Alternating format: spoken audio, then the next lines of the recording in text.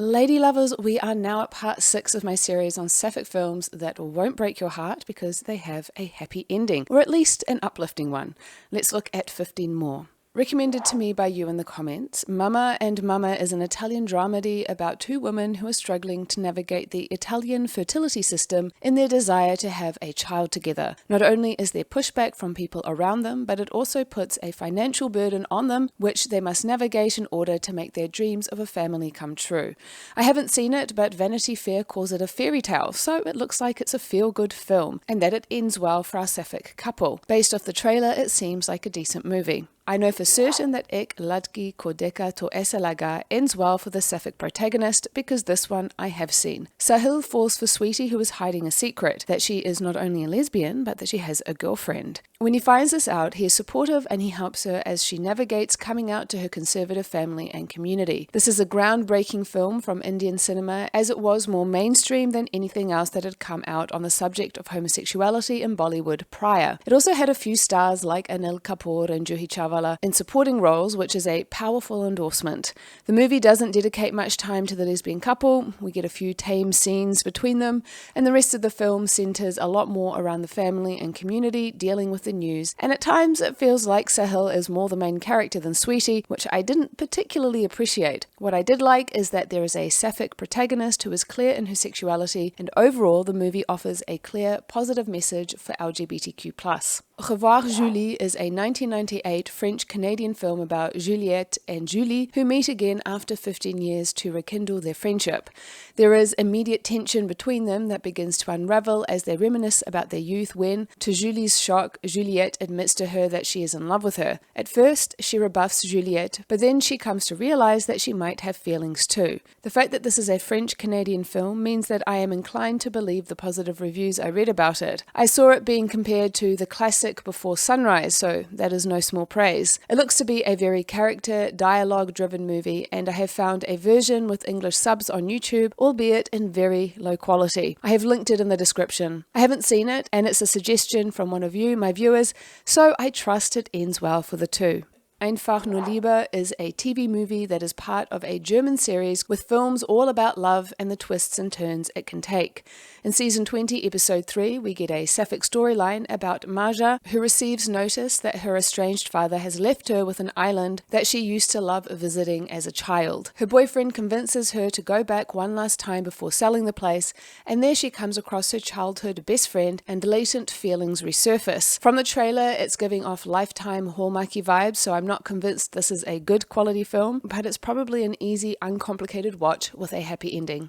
This movie, along with all the ones that I've talked about on my channel, can easily be filtered, and my reviews found on my sapphic film and TV database that I have over on my Patreon, along with a video podcast where I recap and review every episode of Xena Warrior Princess, the OG lesbian TV show, and other exclusive videos such as my recent one where I talk about every single piece of content I've watched so far this year. Thank you to all my Patreons who've signed up so far, especially to my top tier supporters, Jeff Marshall, Pamela Stewart, Nicola Jahido, Austrian Wolf, and Lindsay R. Your support is so appreciated. If you have not joined but want to be a part of that, hop on over.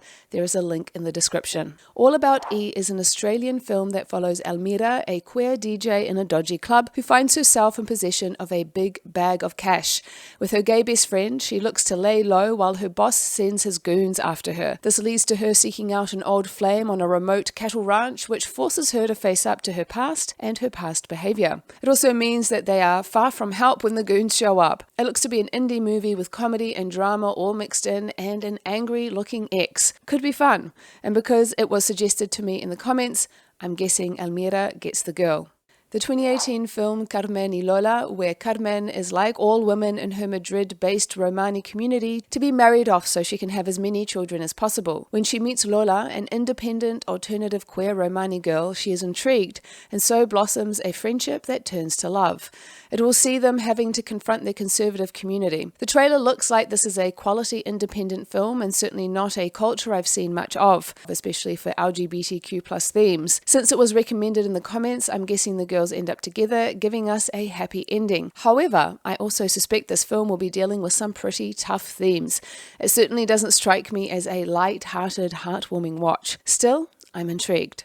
Castaways is a 2023 Tubi original movie that you can watch for free where a pandemic is raging. Emily and her mother find themselves on a boat with others out in the ocean to try and escape. Only Emily ends up shipwrecked on an island with another woman, Cara, with everyone else missing. Bonded by their need to survive, they grow close, only survival is not the only thing that they have to worry about. The premise could be interesting, but I don't know if the execution is any good. Still, good on Tubi for making original content with sapphic ladies who get a good ending in them.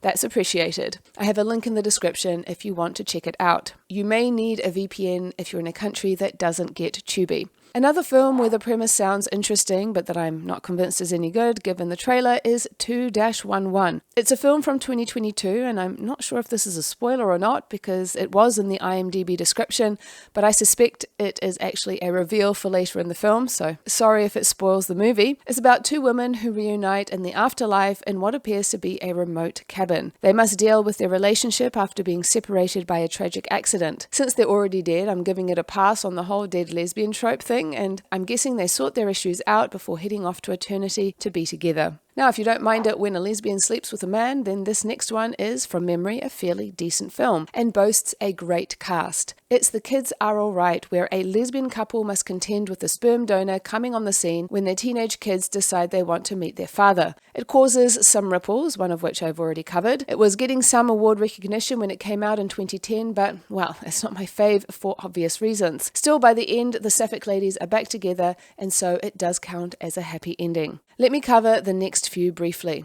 Based on a true story, Colette looks at the French author who wrote a series of successful books for girls that her husband took credit for, and looks at her sapphic dalliances. Addicted to Fresno, which has two sisters trying to cover up a dead body. One of them, played by Natasha Lyonne, has a crush on a girl played by Aubrey Plaza. Out of Season is a 1998 film that I couldn't find any clips for except this lone one, and it seems the only way to see it is to buy the lone DVD from Amazon, so just a brief mention here in case one of you decides you want to buy it. Mickey falls for Roberta when she comes to take care of her uncle at Cape May, but Roberta is not convinced Mickey wants anything serious and won't give in unless Mickey is serious about a relationship with her. The next few are not what I'd call happy endings for the sapphic couple because they don't necessarily end up in a relationship, but it is an uplifting ending. Liana, a lovely film that I personally rather enjoyed. It follows a young housewife and mother who, when she decides to start taking some community college classes, finds herself attracted to the teacher who happens to be a sapphic. Curious to explore her sexuality, she begins an affair, one that helps her realize how unhappy she is in her marriage. When her husband, who himself has been having affairs for a while, finds out about this, it spells the end of their relationship. It's not a categorically happy ending, especially since she has to, in a sense, choose between her children and being true to herself.